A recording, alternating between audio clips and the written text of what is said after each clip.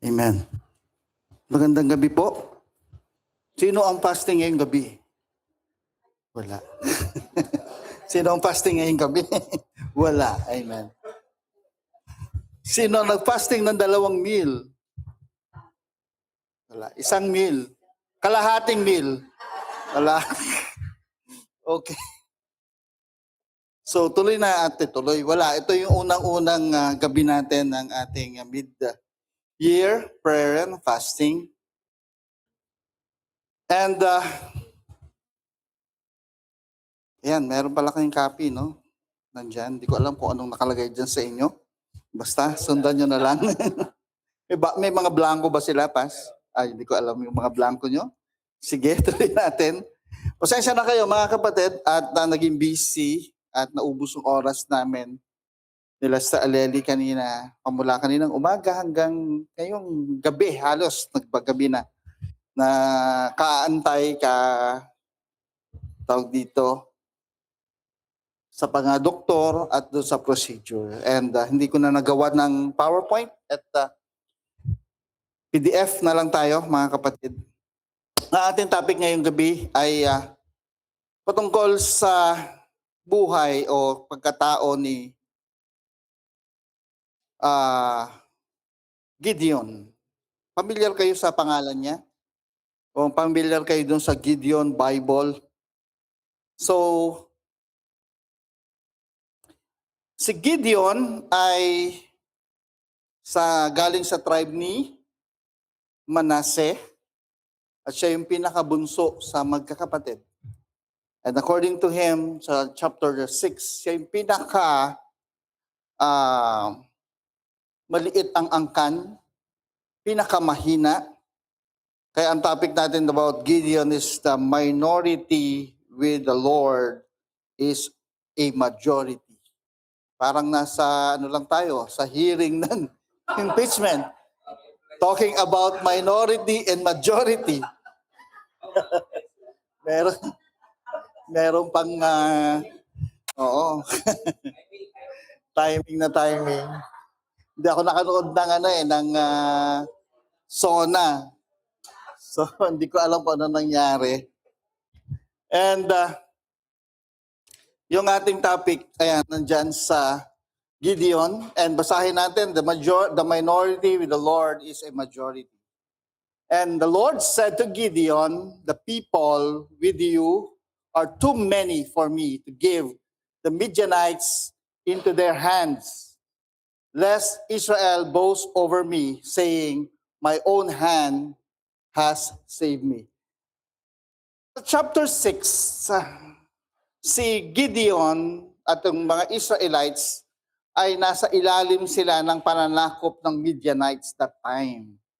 At ay pasikretong may ginagawa yung kanyang mga inaani, pasikreto niyang inaayos at ginagawa para hindi makumpiska ng mga Midianites, no? Ang ating main idea is God sometimes reduces what we have so that we will learn to depend on what He can do. Tayo po'y manalangin muna. Ama naming sa langit, ngayong oras na ito, kami po ay mag-aaral ng iyong salita at patuloy kami, Panginoong Diyos, nagpapakumbaba sa inyong harapan at patuloy makikinig at tatalima sa inyong salita ngayong gabi, Panginoon. Maraming salamat po sa ngalan namin, Panginoong Yesus. Amen. Amen. Praise the Lord. Okay, si Gideon po started with 32,000 men, but God eventually reduced his army to 300. From a human perspective, this looked like a terrible strategy.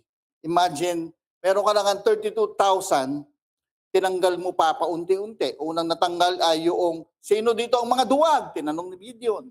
Nagtaasan lahat ng kamay. 20,000 ang duwag.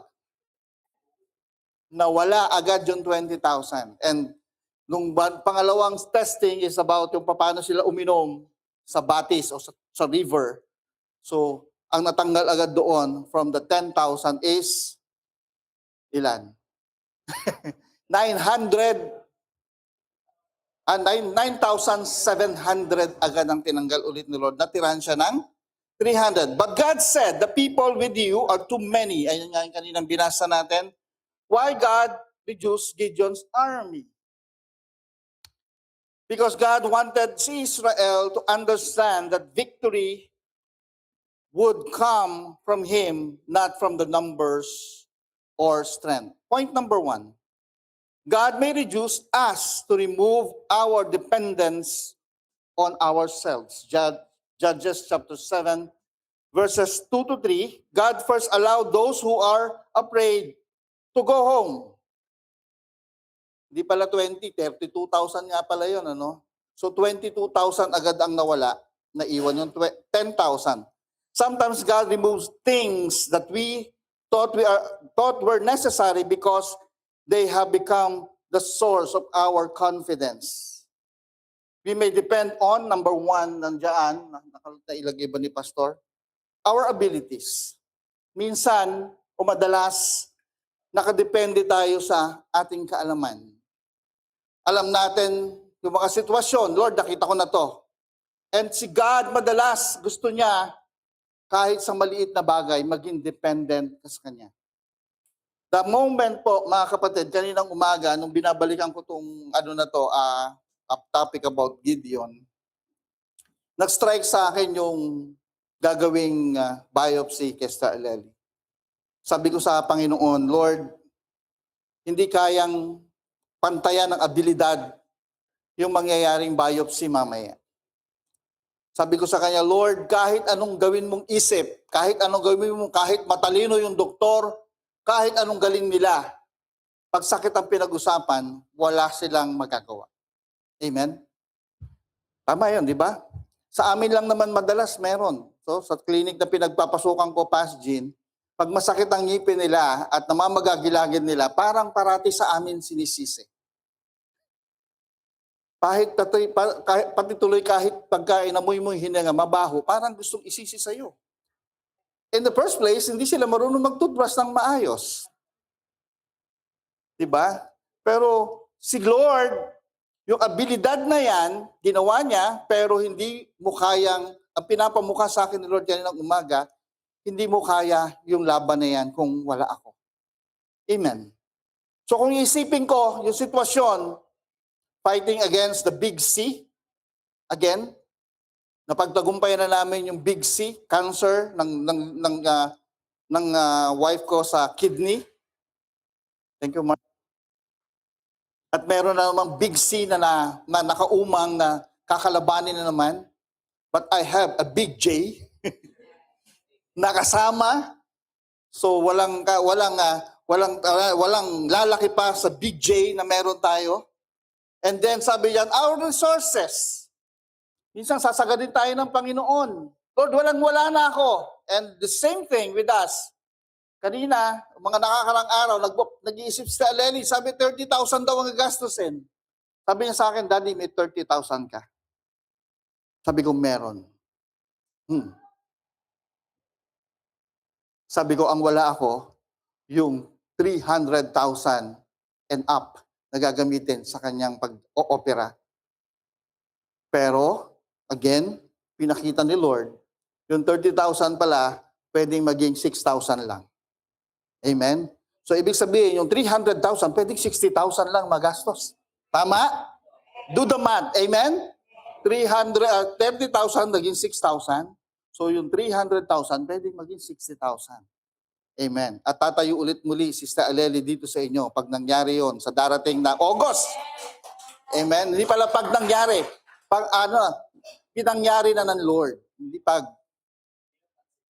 Hindi lang pansit yun. May lechon pa. Amen. At abangan nyo yun. Huwag kayong kumain ng umaga sa katanghalian. Kakain tayo ng lechon. Sabi niya. And our experience, tinatanggal niya yung experience mo. Huwag kang mag-rely sa naramdaman mo, huwag kang mag-rely sa nakita mo at nangyari sa iyo before. Gusto ni Lord, yung kanyang provision, yung kanyang power, makita mo, new every morning. Our position, minsan, ginagamit natin yan. Pag malakas tayo, marami tayong koneksyon, marami tayong pwedeng gawin na feeling natin sa atin nangyagaling ang dahilan bakit tayo nagtatagumpay. Our connection and even the number of people supporting us. Amen? Madalas, pagka nandyan na yung problema, yung mga tao sa paligid natin, pagka alam natin may asahan tayo, sila ang unang-unang pumapasok sa isip natin. Amen ba? Secondary na lang si Lord. Just like yung aming pinag-usapan yesterday sa Mekawayan, one of the things na sinasabi ng Bible, yung pagiging lukewarm sa part ng the Church of Laodicea, is isang bagay doon, yung pagdadasal mo sa Diyos, pero hindi ka naman pala nagtitiwala sa Diyos. Paano yun? Pagkatapos mo magdasal sa Diyos, nangihingi ka ng blessing from the Lord, provision from the Lord, sa lahat ng pangangailangan mo sa pera, pagkatapos mo magdasal, lalabas ka sa inyong bahay at abangan mo yung Bombay. Diba? Pagkatapos mo magdasal kay Lord, tatawagan mo yung kumare mo, Mare, baka meron ka naman dyan. May Gcash ka dyan? Pakisend ka. Oo. Kailangan ko lang. Tapos naalala ko tuloy yung nahack yung kay Pastor RJ. Doc, may Gcash. Baka naman may Gcash ka dyan, padala mo naman ako. Sabi niya, sabi ko, kanina ako magpapadala? Dito. Sabi ko, pare, ibang pangalan yan. Alam ba ni Sister Arlene yan? Ay ko, loko tong nang-hack kay RJ, no? So minsan ganyan naiisip natin, di ba? Na naghahanap tayo ng way. Pagkatapos sa atin magdasal sa Panginoon, naghanap tayo ng way para sa Lord, para sa atin. Pero without knowing na nawawala na naman tayong tiwala sa Diyos. God wants us to say, Lord, I have less, but I still have you. Amen? Application natin. Do not automatically interpret reduction as rejection. Pag binawasan ka ni Lord ng resources, binawasan ka niya ng pera, let's say bagong sweldo ka, nadukutan ka, hindi ibig sabihin nun ay ni-reject ni Lord yung gusto mo mangyari. Baka mas marami nangangailangan sa'yo, Bernard. Baka yung mandurukot mas nangangailangan sa'yo, binigay ni Lord sa'yo sa mandurukot yun. Pero ibig sabihin lang natin, kung nababawasan ka ng resources, hindi ibig sabihin, nire-reject ka ni Lord. Sometimes God is reducing what you have because He is increasing your dependence on Him. Tinatanggal niya lahat yung iyong mga experiences. Pinapakita niya yung kaalaman mo ay walang-wala sa kaalaman niya para mag-depend tayo sa Diyos. Amen? Kaninang umaga, yun ang pinakita sa akin ng Diyos. Sabi ng asawa mo, sabi ni Lord sa akin, tinanong ka, meron kang 30,000 pang tustos doon sa gagawin na operasyon? Meron. Ang tanong sa akin ni Lord, kaya mong kontrolin yung sitwasyon sa pera mo? Hindi. Actually, may sponsor pa si Aleli ng kanyang pagpapagamot kanina. And ibig sabihin, doble-doble ibinigay ni Lord na blessing. Pero ang tanong sa akin ni Lord, kahit meron kang pera, pampagastos dyan sa unang procedure, kaya mo ba siyang pagalingin? Sabi ko, yung pera na yan, hindi kaya magpagaling. Kahit gaano kadami. Mauubos yon at mauubos. Pag si Lord na nagsabing gagaling, kahit ang pera mo 1,000 lang, gagaling siya. Amen? Praise the Lord. Tuloy natin. Point number 2. God uses the weak to reveal His strength. Judges chapter 7, 4-6. He reduced the army again from 10,000 to 300. This was not because 300 men were naturally stronger. It was because God wanted the victory to unmistakably belong to Him. And imagine, yung mga kapatid, yung sinasabi ng dami ng Midianites that time, sabi niya, sandami ng locust, sindami ng buhangin sa dagat, Sa dami ng kanilang camel na panglaban, ang dami nila. Si Gideon, 300. At alam nyo, hawak nila? Alam nyo, hawak nila Gideon? Trompeta, ilaw, saka yung binasag nilang mga palayok, jar. Ayun lang hawak nila. Saan nakita ng ganung lalaban? Ang dala-dala mo, trumpet, jar, and mga pang-ilaw. Anong laban yon? Procession ba pinunta nila? Hindi. Laban ang pinunta nila. Minsan, hindi logical yung pinagagawa ni Lord. Teka muna, Lord. Laban to eh. Bakit ito dala-dala ko? Huwag ka nang marunong pa sa Diyos. May gagawin ng Diyos, mamula dun sa small things sa dala mo. Amen? Asa na ba ako? Ayan. This principle appears throughout the scripture. Tignan natin. David had a sling, but God gave the victory.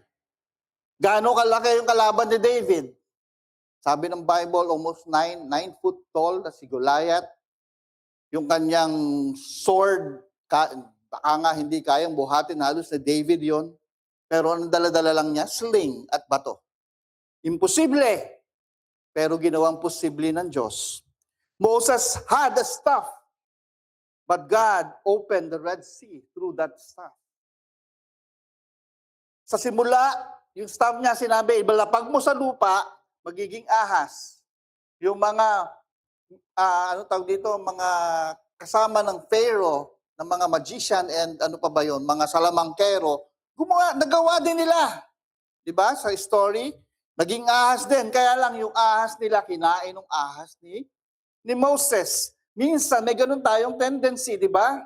Yung ginagawa ng Lord sa atin, makikita mo, mas ginagawa din ng mga taong hindi naniniwala sa Diyos. Anong pagkakaiba?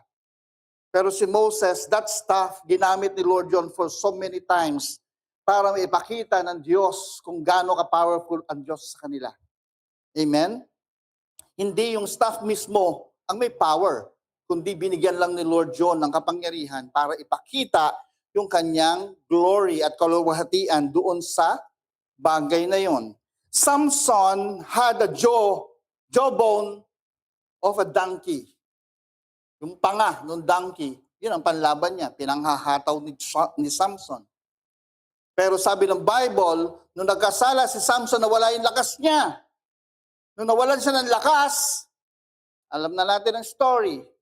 Nabihag siya, pinarusahan, at for the last time, sabi niya, bigyan mo pa ako, Lord, ng lakas. Ang sabi ng Bible, sa buong paglaban niya, using the jawbone, mas marami siyang niligpit na kaaway nung bago siya namatay. Because he relied on God's strength, hindi dun sa strength niya. Gideon had only 300 men, but God defeated the Midianites through that number of men na dala-dala niya. The size of your resources does not determine the size of God's power. Amen ba?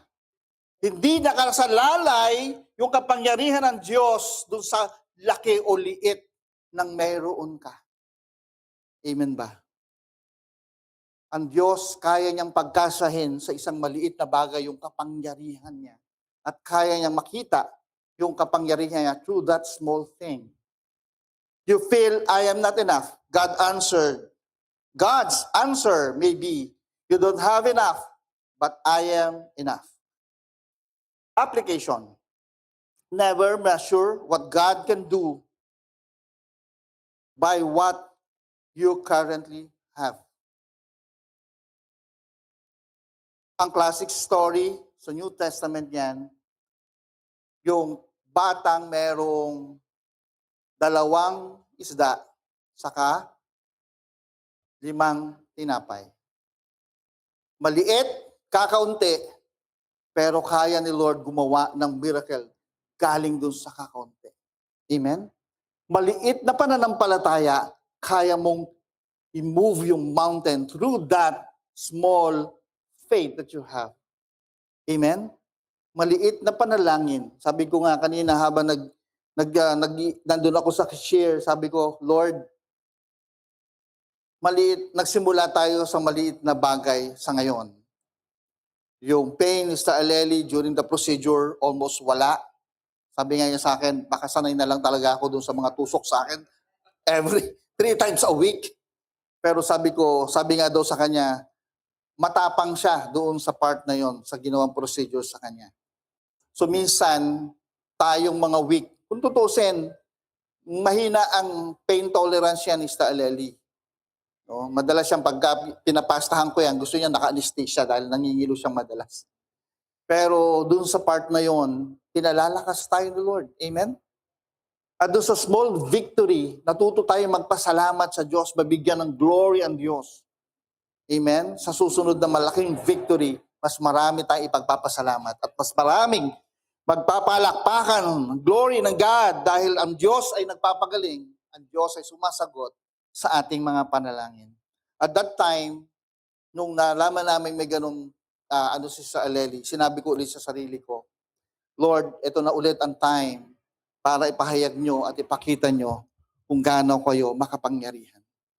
Hindi man maging favorable sa amin yung result, I know may gagawin pa kayong mga bagay na hindi namin kayang imagine kung paano at anong nangyayari. Amen? And number 3 point, obedience matters more than numbers. So Judges chapter 7 verses 7 to 8, Gideon did not argue with God.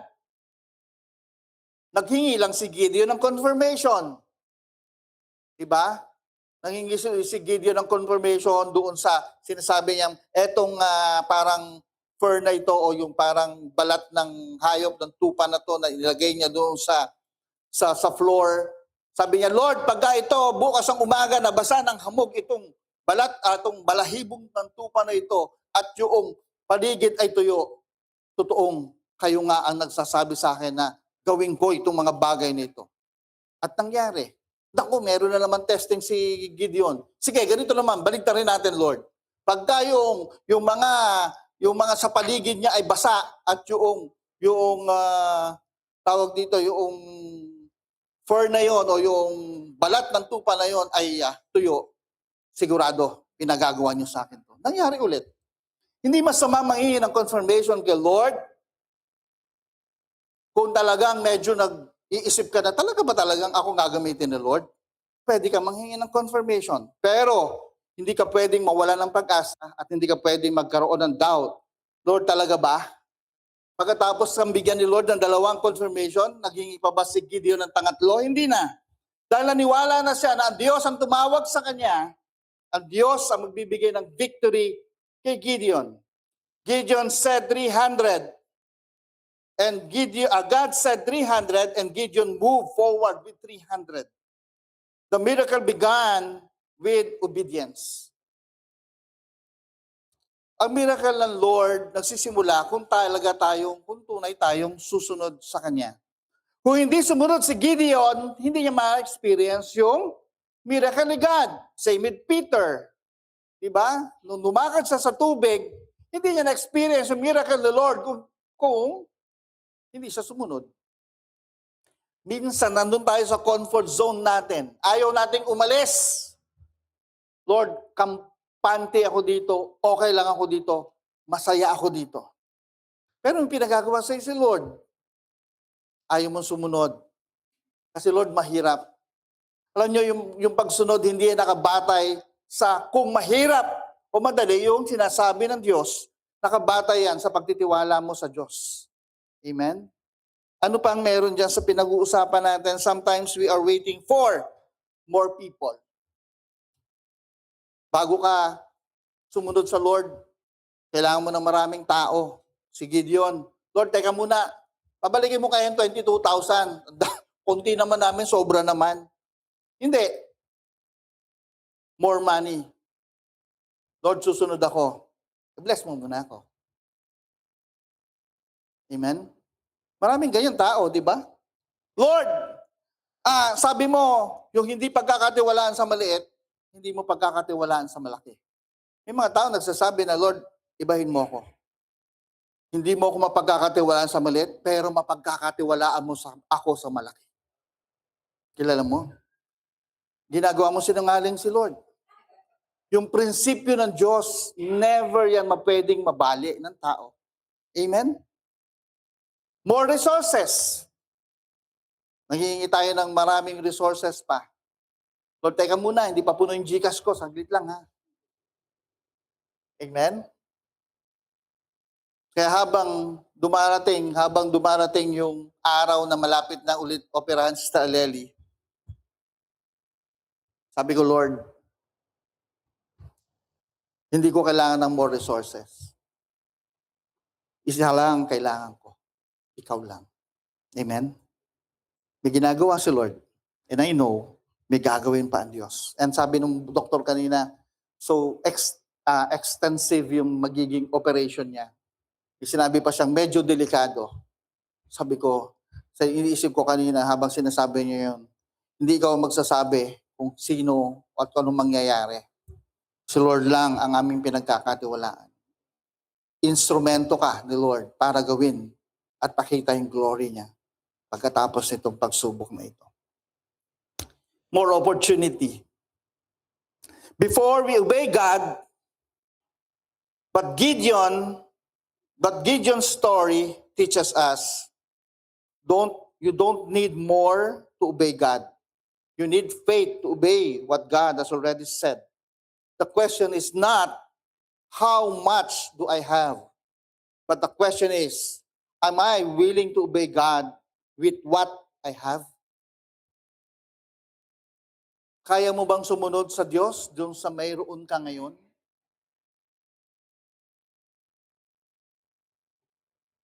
O nahihirapan ka na? 3 lessons from Judges chapter 7, 1 to 8. God reduces us to strengthen our dependence. Less can teach us to trust God more. Kung anong meron ka, kung anong nariyan sa'yo, konting talento, konting pera, konting kaalaman, hayaan mong gamitin ka ng Diyos doon sa maliliit na bagay na yan. Kasi ikaw ay sobrang talino na pag ginamit ka ng Diyos, baka maisip mo, kaya mga taong nasa paligid mo ay nakikinig sa'yo at natutuwa at sumusunod sa Diyos dahil mahusay ka.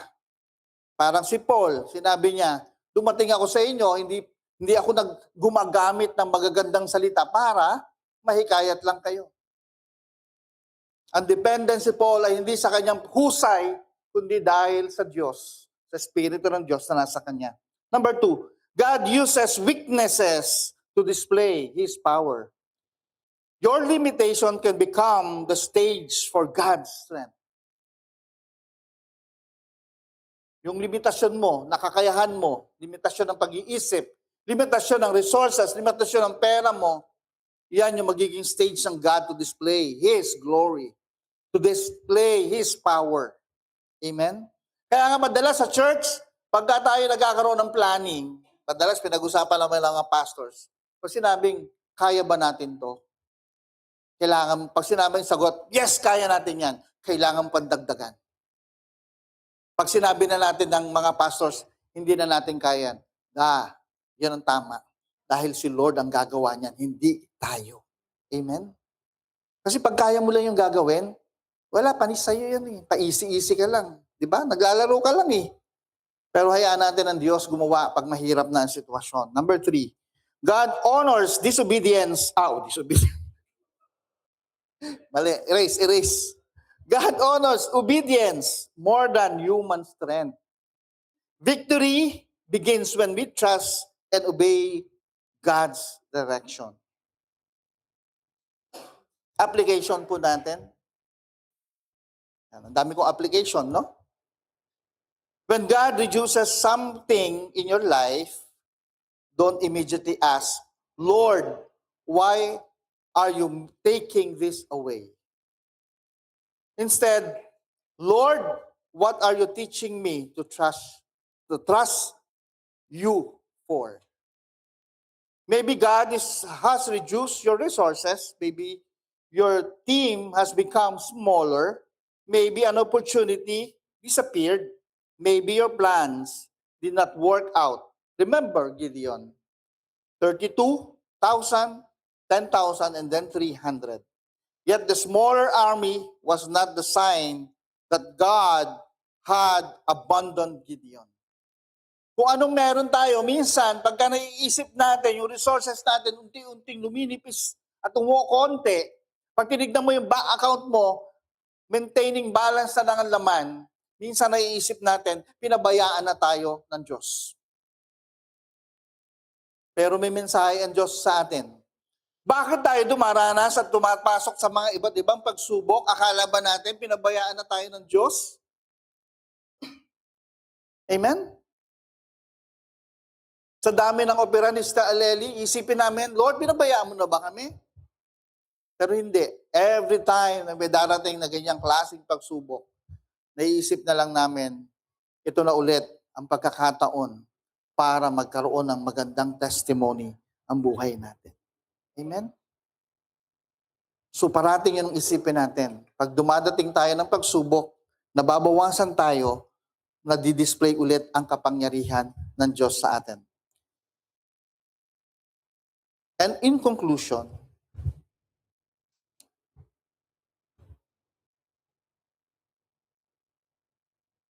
sa story ni Gideon, sa Judges chapter 7, 1 to 8, ito ay nagtuturo sa atin that God doesn't need an army to accomplish a great victory. He needed only 300 willing men and one obedient leader.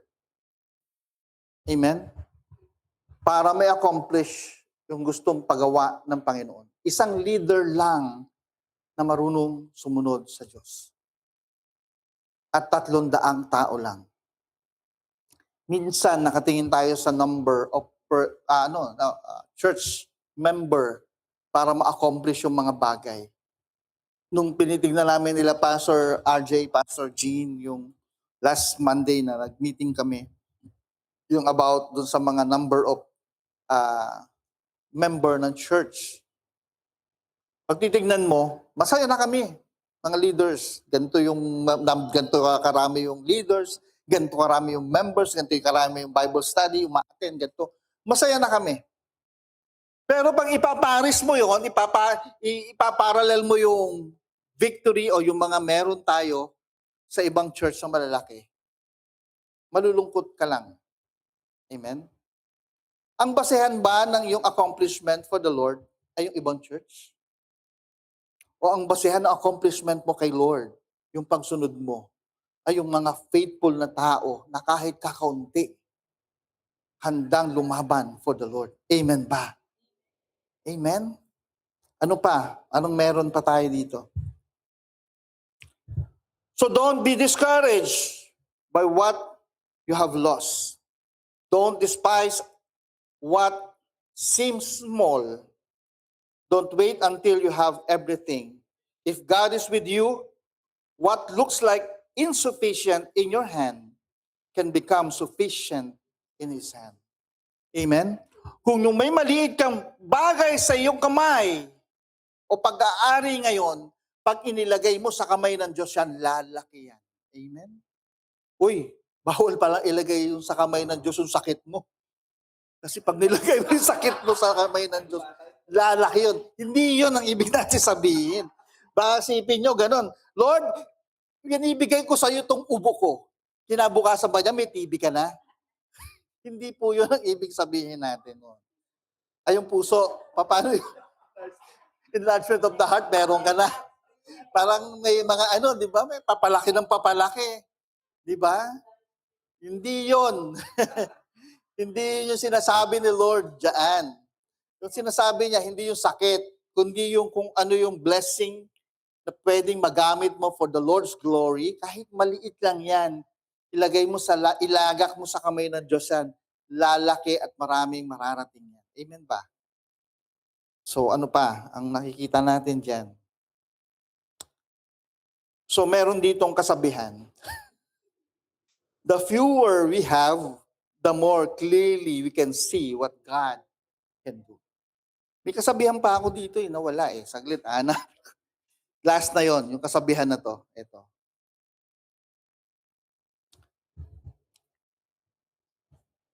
Ito yung theme actually, aside from yung main idea, pinaka-theme ni Gideon dito kasi is, basahin ko na lang, di ko na ilagay ata dyan. When God, again, paulit-ulit ito, when God reduces what is in your hand, He teaches us to trust what is in His hand. Amen? Parang pinaikot-ikot lang natin yung kanina pa nating pinag-uusapan. So ang Diyos ay patuloy na gumagawa sa buhay at gumagalaw sa buhay natin. Regardless kung meron kang malaki o maliit na para gamitin ng Diyos, mas maigi nga minsan yung maliit na talento mo, ibigay mo sa Diyos para lumakihan. Amen? So, hayaan natin ang Diyos mag-glorify sa buhay natin at patuloy siyang maparangalan sa mga bagay na mayroon tayo kahit maliit lang yan. Amen? Tayo manalangin sa Diyos. Ama namin sa langit, maraming salamat sa pagkakataon na ito mapag-aralan namin ang buhay ni Gideon, Panginoon. Sa mga bagay, Panginoon, na mayroon kami. Mga experience na mayroon kami sa skills, sa talino, kung mayroon man, Panginoon, ang bawat isa sa amin, feeling namin, Panginoon, pag kami ay nababawasan, Panginoon, pag kami, Panginoon Diyos, ay nakukulangan sa aming mga resources, Panginoon. Lord, minsan nawawalan kami ng tiwala. Minsan, Panginoon, nakakalimutan namin na mayroon kaming Diyos na mas malaki kaysa sa aming problema. Mayroon kaming Diyos na mas malaki kaysa sa aming kinakaharap ng mga battles, Panginoon, ng buhay na ito. Lord, dalangin namin ngayong oras na ito, Panginoong Diyos, patuloy kaming ma-encourage, patuloy kaming tumayo at patuloy kami, Panginoon, magpakatatag sa aming pananampalataya dahil naniniwala kami na may gagawin kayo, Panginoon, sa aming buhay. At patuloy kayo, Panginoon Diyos, mapaparangalan, Panginoon, ng mga nangyayari sa aming buhay, Panginoon, sapagkat kami nagtitiwala sa inyo at patuloy, Panginoong Diyos, naniniwala, Panginoon, na mahal niyo ang bawat isa sa amin, Panginoon. Hindi niyo kailanman kami pababayaan ni iiwan. Sa ngalan ng aming Panginoong Yesus kami dumadalangin. Amen. Amen.